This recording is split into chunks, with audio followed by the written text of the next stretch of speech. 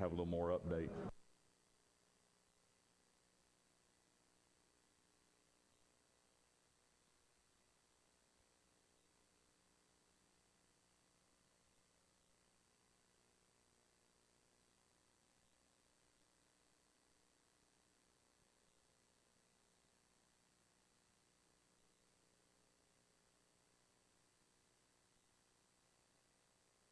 Well, good morning, everybody.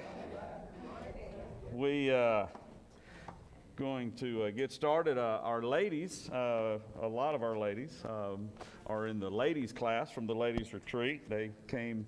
Today's their welcome back service, their welcome home service, and so we've got a couple of changes. We've got our typically our instrumental services in our fellowship center, and then our acapella services in our auditorium, but we're switching rooms today. Welcome up back the ladies and a lot of visitors that were on the retreat and their families. So plan accordingly. We encourage everybody to go in just to be supportive of our ladies. Be a great supportive time for them. They had a great weekend, and I was able to be out there a minute or two with them, and so it was really wonderful. And so we are excited about that. It was a great day. The couple other things to make you aware of. A lot of people have asked this morning about Zach Stevens, and of course a lot of you got the word that Zach was in a motorcycle wreck Thursday morning. He did lose his leg, and they amputated above his knee. And but in true Stevens fashion, and Smith fashion probably as well, they're positive and now making jokes. So it's, there'll be some challenges ahead, but he's like, Dad, I'm alive, and I'll just give me a prosthetic and we'll keep rolling. And so it's a lot of positive things. And that's the faith of the hopeful. It really is. And speaking of the faith and the prayer of the hopeful, our sweet brother Robert Dixon went to be with the Lord last night. And so we were not exactly sure, what all happened. He had just started cancer treatments this week and wore him down, but he was doing okay. Seems like maybe possibly a heart attack, the doctor said, but Bertha's doing good. And this was her statement as we were waiting for the doctor to come in. She said, I pray the Lord to heal him. I really do. But if he's not, I just pray the Lord take him. And that's the prayer of the faithful. And so it was a privilege to sit with them. Dennis and Kathy were there, Danny and Beverly, different ones, Mike, and her sisters were there with her. So, it's pretty cool. It's sad when we lose people we love on this side of heaven, but it's pretty cool to hear the stories of their life. And we move towards we move through sadness, but we move to celebration mode as well. So I want to say a prayer for them as we get started this morning. Father, I thank you so much for a faith like Robert and Bertha Dixon have, and may we all grow to that. Some of the most encouraging people that we had, even in a text last night, Alan mentioned that he was a true Barnabas, a true son of encouragement, and even not only in his life but also in his passing, there is true encouragement. So we thank you for that. We thank you for sparing Zach's life, and so he can continue to be the father to those 4 beautiful children and the wife to Katie, as the healing and the rehabilitation takes place and moving to adjusting and walking differently. I pray that it goes smooth and he keeps that positive attitude. Thank you for giving us, Lord, and even though we don't understand all the ins and outs of what happens in this side of heaven, we trust you when we walk with you. Be with our services this morning as we welcome our ladies home. Thank you for those beautiful 44 women that went on retreat this weekend, and the impact, and the 80-plus women that served and made it a great weekend. Thank you for that vision and that dream. We do love you. Thank you for Jesus. Amen. You can go ahead and start turning to Matthew 25. I am very excited about today. not because of what I'm sharing, but because of who is going to be sharing their giving journey today. The true talent in the room is Chris Howard, and Johnny is going to be the backup. And so we're really, I'm excited to hear, for you to hear their giving journey. It's pretty cool.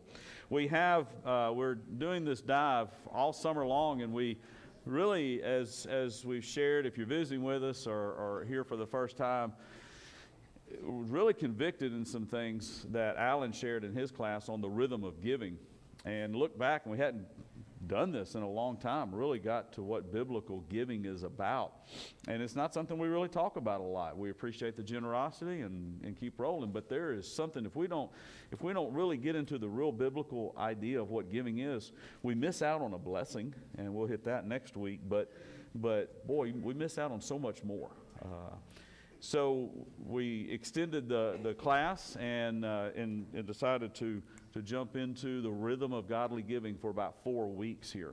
And first one principle we looked at, we're looking at 4 principles over the month. The first one being that we're designed to give because God is a giver. And that's how we are. That's why charlatans and unscrupulous people can take advantage of good-hearted people because we're designed to give. And as I said the first week, I would just as soon give you $10 as ask you for one, and ended up giving $10, got an apple fritter back in the process, and it was great. You know, and that's a story we'll talk about sometime. But I tell you what happened. When did this happen? I think this was last Sunday this happened. Have you noticed, if you've been in this class, that you're starting to see opportunities to give more and bless people more?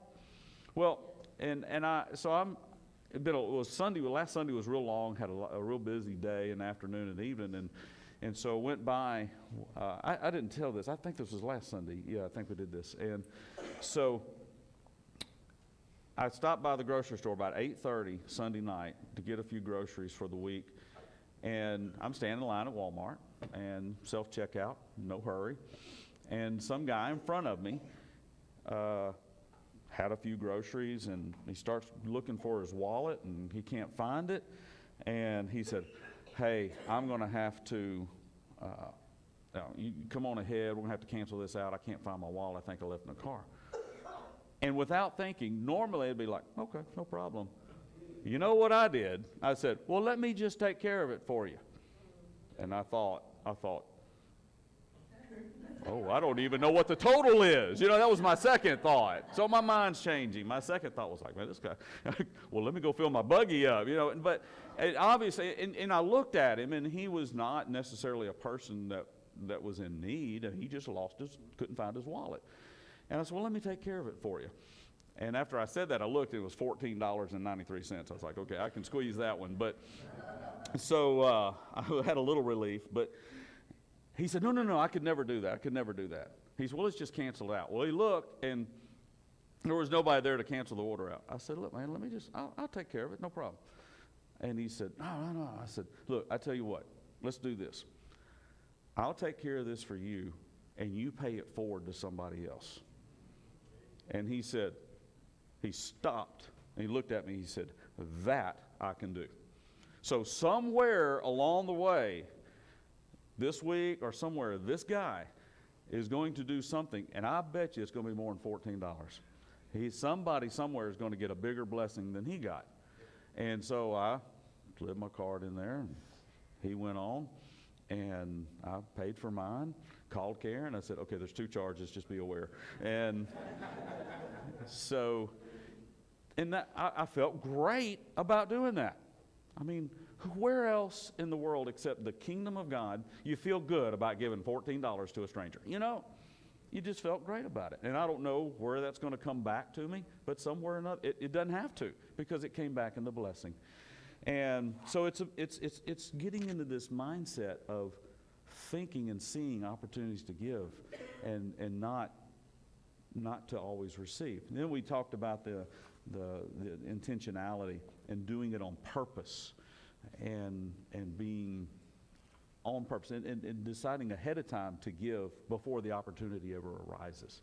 And that's the growth process we're in. This week we're looking at ownership and dependency. And we hope to dispel two myths today. One, the myth of ownership. I promise I'm not a communist. I grew up in the 80s. I'm a Reagan Republican. So I promise you, I am Mr. Gorbachev, bring down this wall, communist, non-communist here. And but there is a myth of ownership that we're going to look at. The other is the myth of independence, that I'm my own person. And so in giving, those myths are dispelled. And this is best seen in the parable of the talents, Matthew 25. So let's do a little reading here. Matthew 25, verse 14. We're going to look at a couple of things as we move along here. Okay. Again, it will be like a man going on the journey. Now, let me just pause right there, give you the context. This is a big discourse, big teaching that Jesus is doing about judgment and how judgment will be determined. And specifically, he's talking about the Jewish nation and how the Jewish leadership stewarded the nation of God.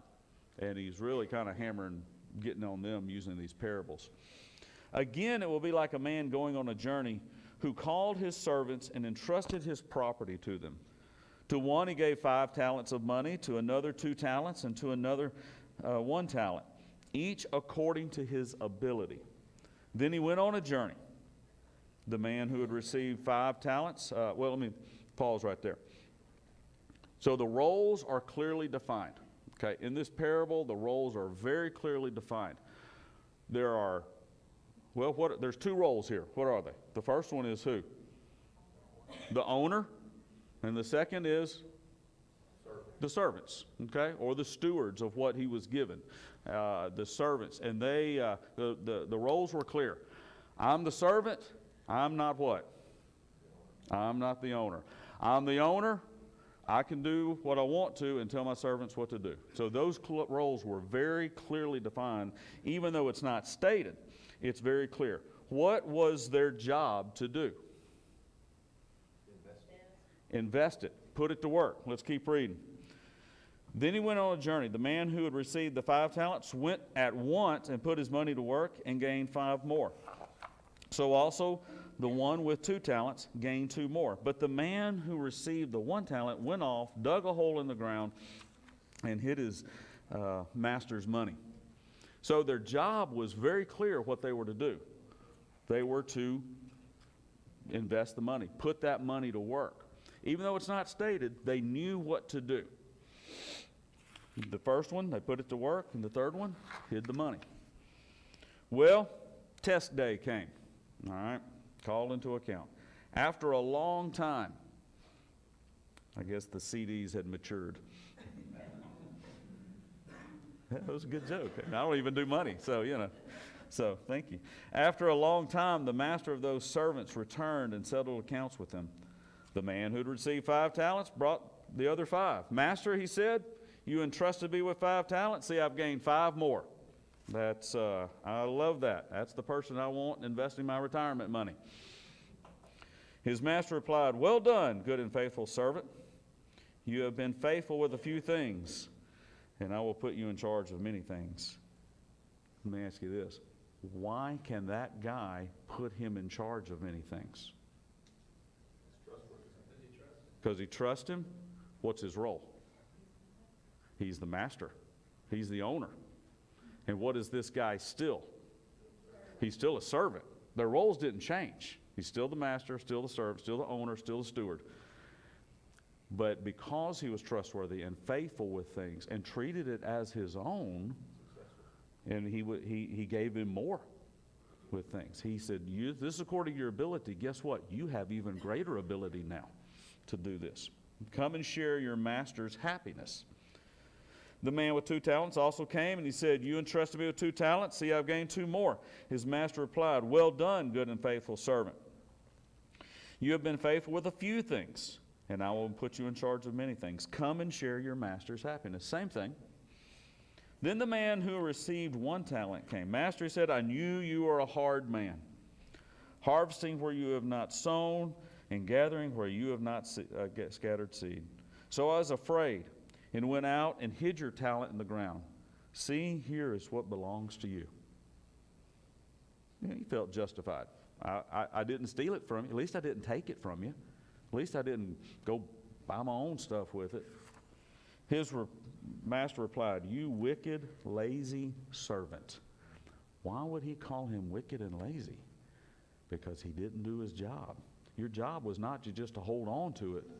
Your job was to put it to work. Your job was to invest it and put it to work so that you could share in your master's happiness.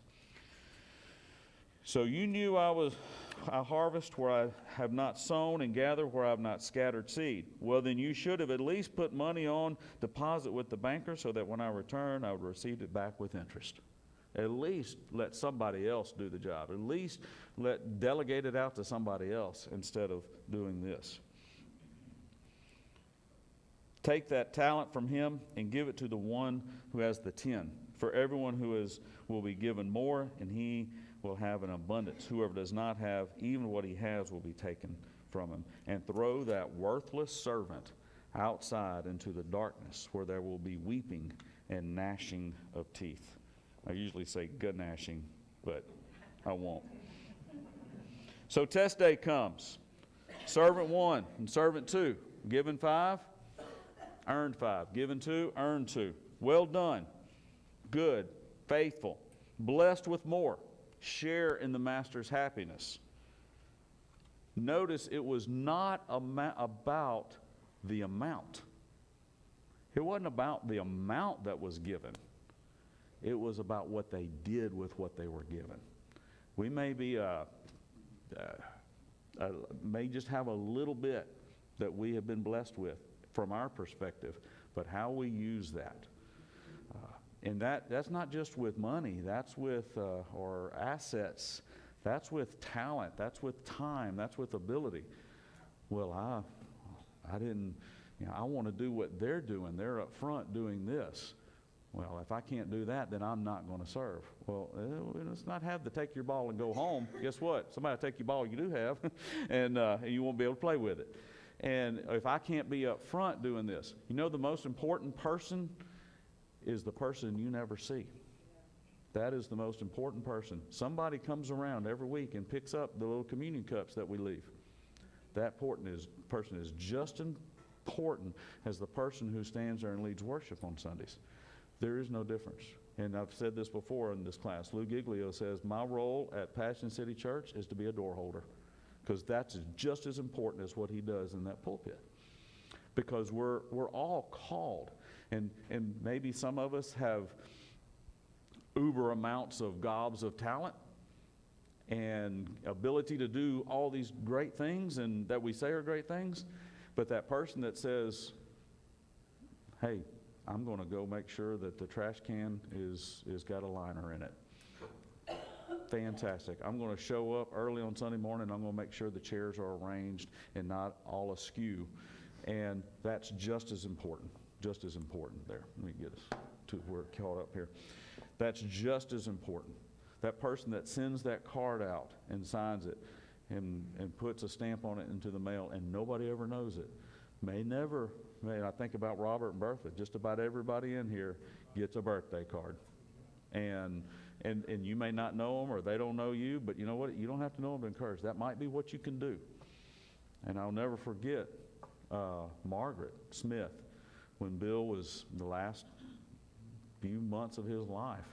He was really, really weak and kind of got down on himself a little bit. I just can't do anything anymore. A person who had been spun so many plates and been so visible for so many years, and kind of got down. I don't have anything to offer. I think he resigned as an elder like 20 times. I don't know. And, we wouldn't let him do it. And, I don't have anything to offer him.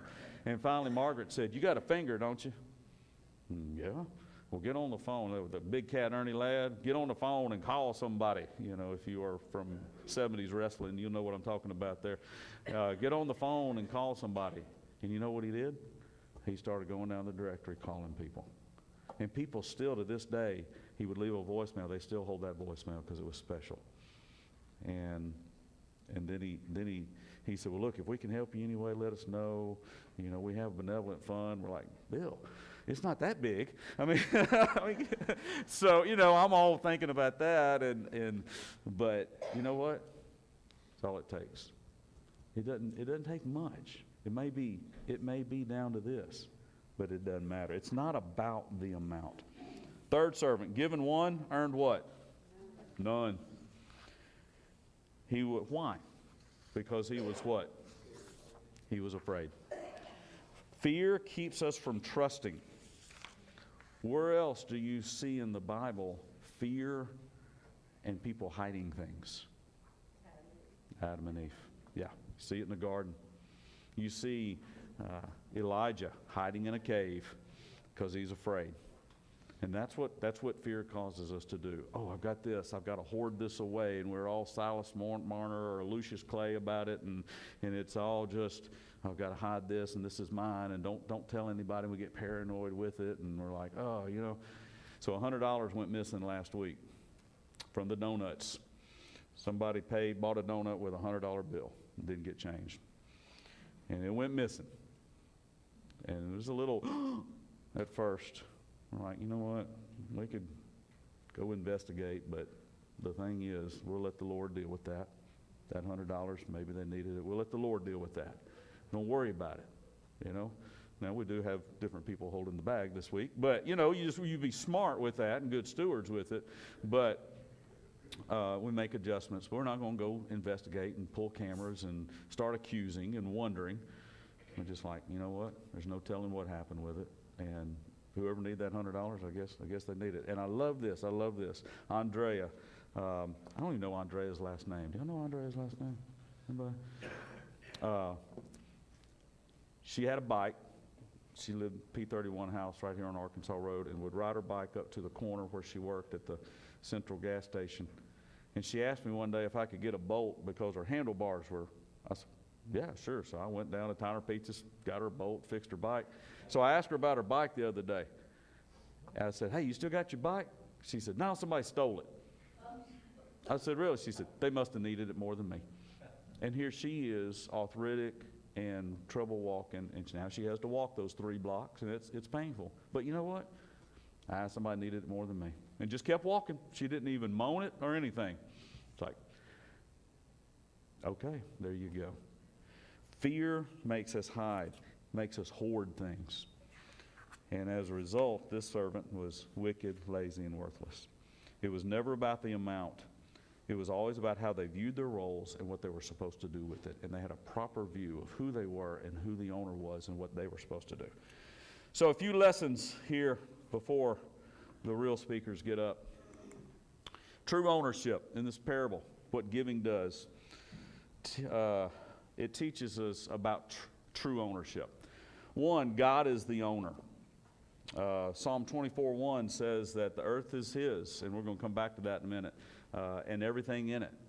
And we have to climb a bit higher in the altitude to get this view. Property descriptions and receipts say that we acquired something, that we own something. When I I got a line of credit on my house a few years ago.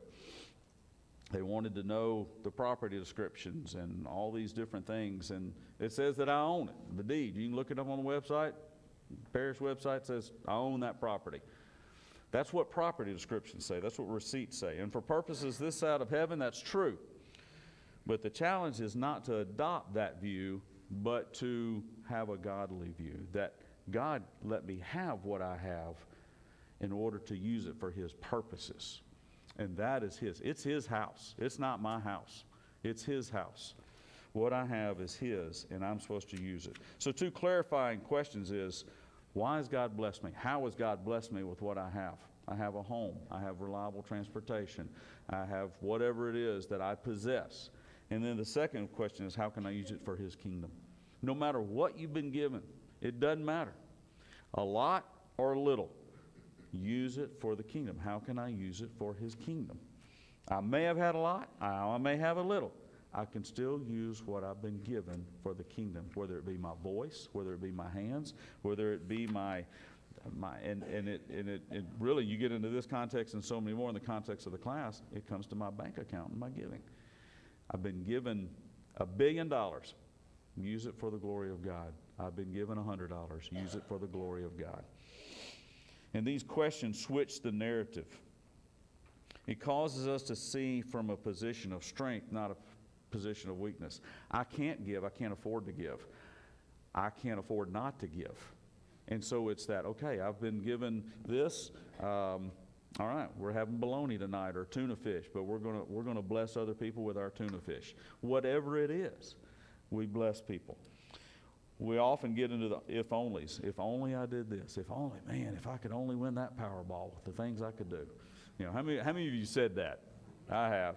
Yeah, I've never played it, so I mean, but I think about it. I've played it. I mean, it's just too much. I just can't do that. It's too much of a gamble for me. You know, like, you know, I could use that dollar somewhere else or whatever it costs. I don't even know what it is, but and this puts the focus on what we don't have instead of what we do have. Well, I can't do this because I don't have this, and we miss what we have already gotten and what we can do with us. And it frees us to bless others. We understand that he is really the owner. We're simply stewards. We've just been given so that we can use it for his kingdom and his glory. And that sometimes that's difficult. There's several corrective lessons in the Bible where people got that mixed up and they thought, oh, this is mine, I own it, or I need this. Pharaoh had that when he thought he owned the Hebrew slaves. And Moses comes along and says, Pharaoh, Pharaoh, oh baby, what? Let my people go. Yeah. Howard, Chris, y'all need to jump in on that song with me. That's a good camp song. Oh, come on, Chris. You and I did a Charlie's Angels thing one time. We could do, and Howard did too, from Camp Chioka back in the day. So, yeah, let my people go. And he said, they're my people. And what did Pharaoh find out? That look, let me tell you something. And God brought that nation down to economic ruin. In fact, you go, I think it's Exodus 9, where the hailstorm came, and he said, I'm going to tell you something. Moses, speaking for God, said, Pharaoh, there's going to be a hailstorm come on your country like you've never seen. You got this amount of time in order to prepare. And when the people in Egypt heard that feared God, it says, they got their slaves in, they got their property in, and they took cover. Those who did not fear God said, nothing's going to happen. And what happened? That hail came down, so it rained down on that country so bad it destroyed every crop, it destroyed every animal, and every person that was out in it. Except in this one little fertile land called the land of Goshen. And guess who lived in the land of Goshen? God's people. So it was, you ever been like, man, it's raining over there, but not here? That was it. It's hailing over there and not here. And Pharaoh, and then he said, when this happens, you will know that this belongs to me. And Pharaoh was like, okay, enough. And then he changed his mind, and then goes on from there. Corrective lesson. Achan. Remember Achan? When they came into Jericho, and God said, this is all mine.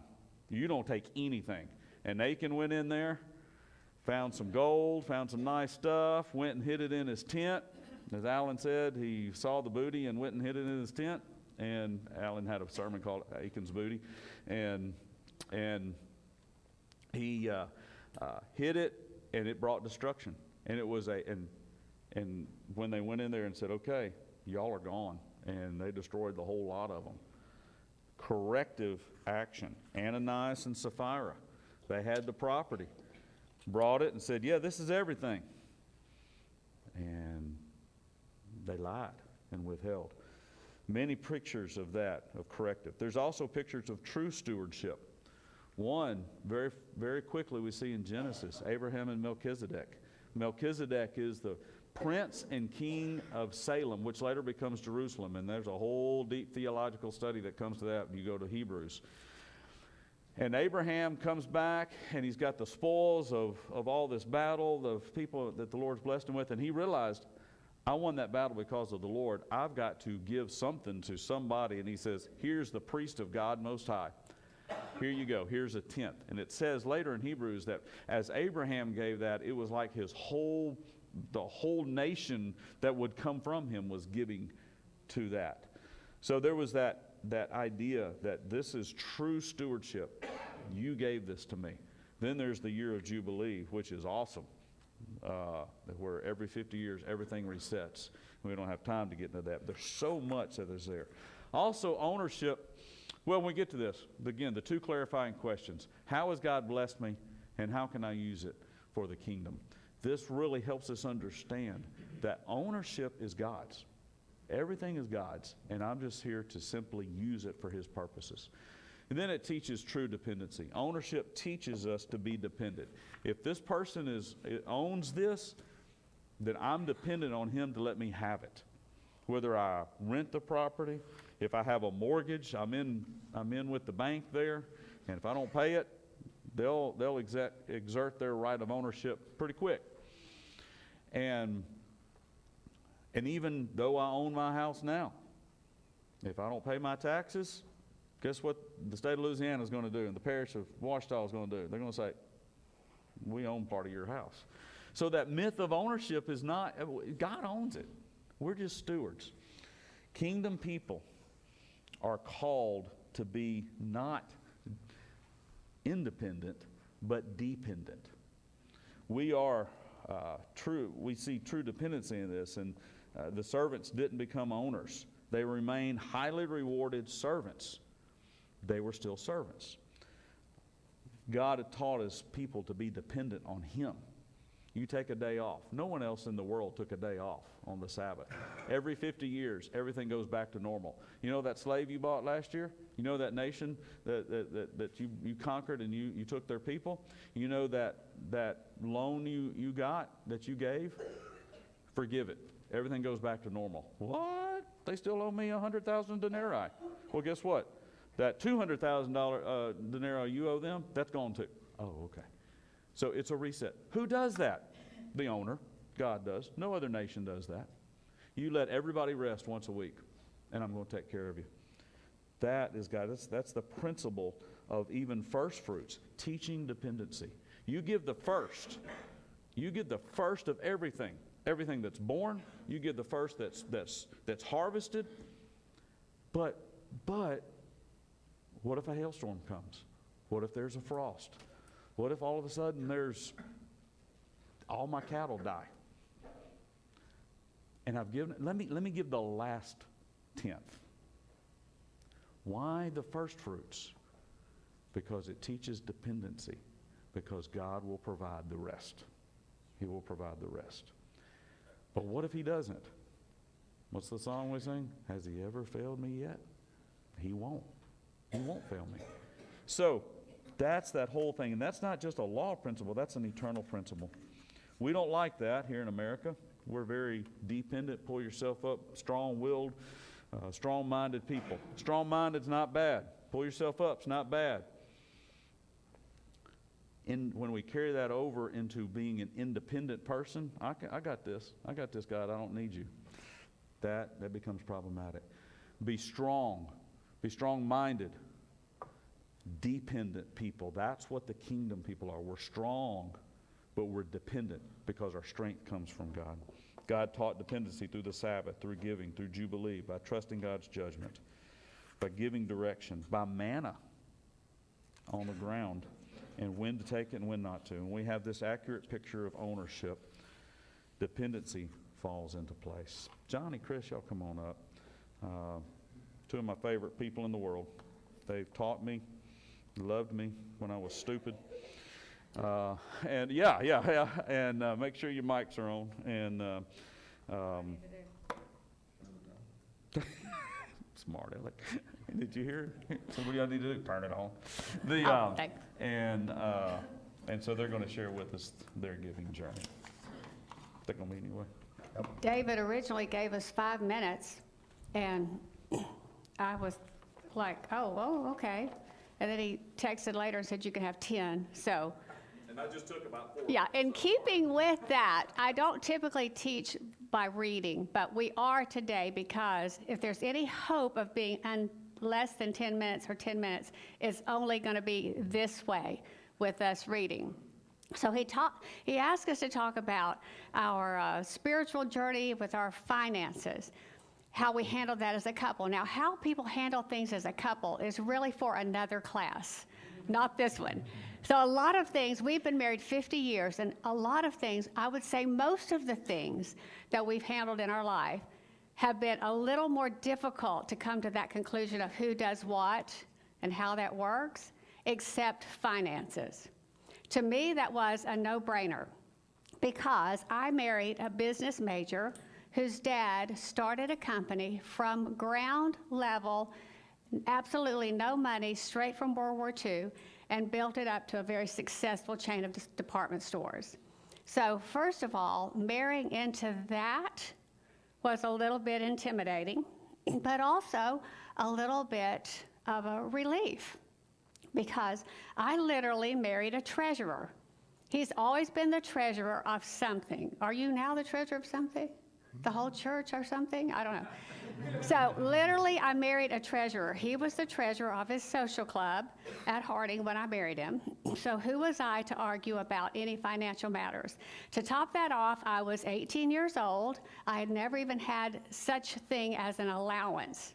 Now, I have other siblings at this church, so you can ask them, did they get an allowance? Because I never did. Oh, Neil. They possibly did. I knew nothing about an allowance. There was this split second that I was on my own for 1 semester at Harding when I was just before I married Johnny, and I was still already dating him. So if my parents sent some money up for my sister Jo Neal and I to share, this is how it looked. We would get $20 in an envelope. She would give me 5, and she would keep 15. And she would follow that by, you're dating Johnny. See, so all the money went to her. So I had very, very little experience handling money. Also, in the Church of Christ at the time that we were growing up, it may be different for you, no one talked about tithing. Tithing wasn't a word I heard. I don't even remember when I came to camp that I heard that word. So it wasn't something I ever knew anything about, this like dividing things up kind of a thing. And my parents, like I said, we didn't have any extra money. There was no little jar for you to do this or a little envelope for you to do this. There was just no money. So there was none of that going on. Now, what they did talk about in the churches that I grew up in was generosity. So generosity was always how we were approached with the giving. And so for that was, I would say, my parents could have been the poster parents for generosity. When we were young, as I said, we didn't have much money.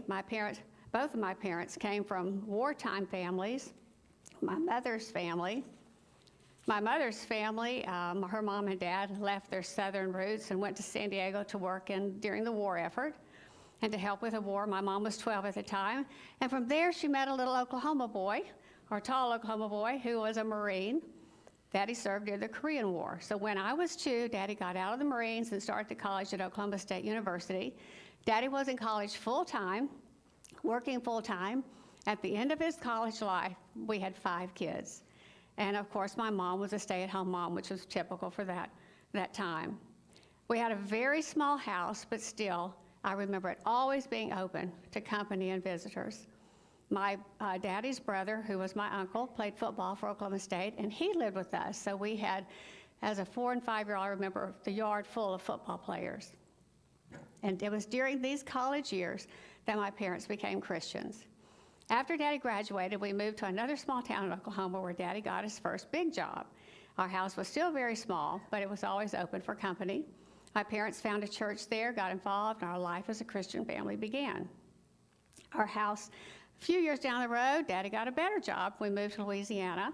House was bigger, but we had 6 kids and a grandparent who lived with us, so it was still very full. My parents immediately got involved in the church in that little town, and my daddy was the one who was a servant for everything and for everybody. If a young family needed groceries, he didn't ask, he just bought it. If an entire basketball team needed a place to stay while they were in town, our house was the one. We all moved into another room and they took over our house. If someone couldn't pay for the work Daddy did for them, he just took a trade, and that's how we ended up with a Shetland pony in our backyard that just drove us all crazy. I spent my entire life watching generosity in motion. Still, I didn't understand what tithing meant or what it would be to decide how much to give to the church and the causes that we would value as a family. That was going to be taught to me by my treasurer. So, Chris and I grew up very much alike in the fact that we had, our parents were poor. As they grew up, my dad lived on a dirt farm in Rocky Branch, and they never had anything. But when he went to the war, as Chris mentioned, when he came back, he and his brother decided to go in the jewelry business, and that was their first successful endeavor. And then they got in the discount store business and became very successful. He and my mom were the perfect examples of hospitality and generosity to me and my sisters, as well as to our church. Their plan was to give away their fortune before they passed, and they nearly did it. They left very little to us, but we were happy and blessed to see all the good works done with their money. And even now, including the Howard Building, the Children's Castle Wing, and Camp Chioka. My parents were like Chris's parents also, and did all they could to help everyone in need that came along. They taught me and my sisters well. You know, ancient Israel was commanded to give 10% in 3 different areas of their life.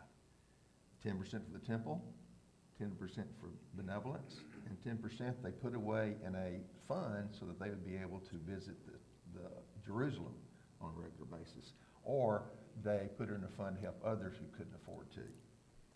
So they actually took 30% and gave to the Lord. In today's culture, these areas would include giving to operation of the church, benevolence, and in the case of like the trips to Jerusalem would be like mission trips, either going yourselves or helping other people who go to live in a foreign land to help those there, or on short-term mission trips. So we get to do the same thing that they did as well. Do you realize that at Whites Ferry Road, when you put money in the plate, you're doing the same 3 things? You're giving money for the operation of this church. You're giving money for our benevolent program, which is very good here, and do missions.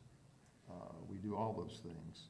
And in fact, One Kingdom also does that.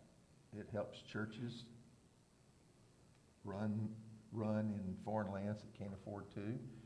It helps them with their benevolence, and it helps with missions all across the world. So again, whatever you give here at WFR is doing all those things.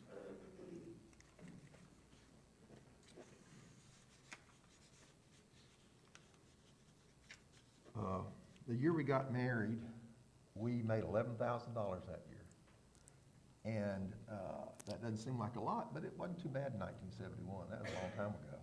So it was a young couple, newlyweds, college students. We lived in a trailer between a meatpacking plant and a graveyard. We had dead things on both sides.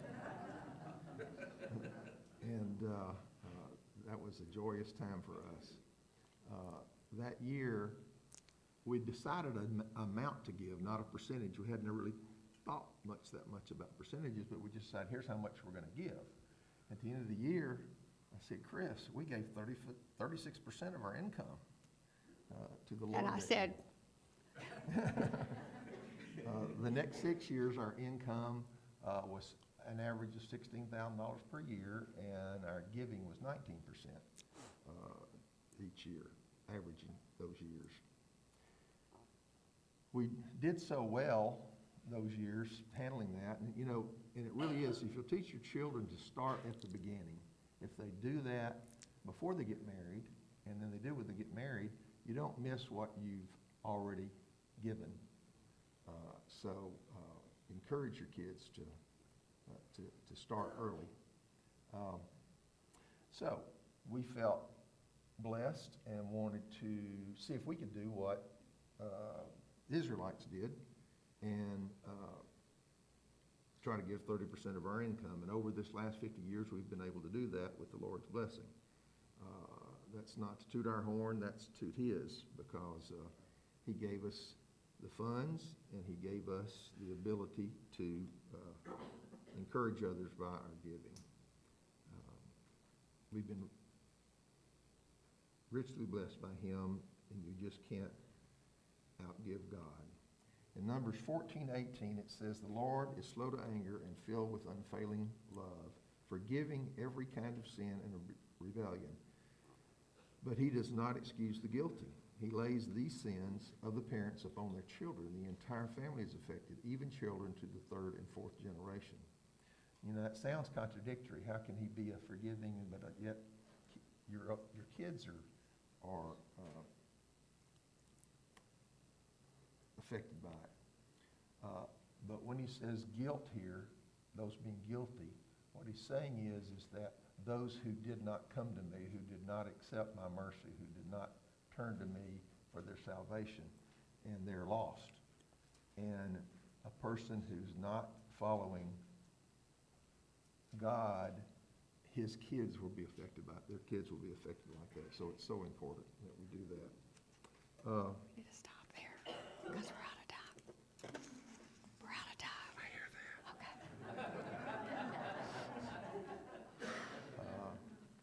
We're getting close. There are 10 million Christians in America that give, who tithe. A study had determined, and they give $50 billion annually. In a recent study, tithers were compared to non-tithers using 9 financial health indicators, and researchers found that the tithers were better off in every category, so it does come back. Among tithers, for example, 80% had no unpaid credit card bills, 74% owned nothing on their cars, 48% had no debt on their homes, and 28% were totally debt-free. 97% of these tithers made giving to their local church their priority. And 63% of them started tithing in their teenage years or in their early 20s. So again, starting early is really important.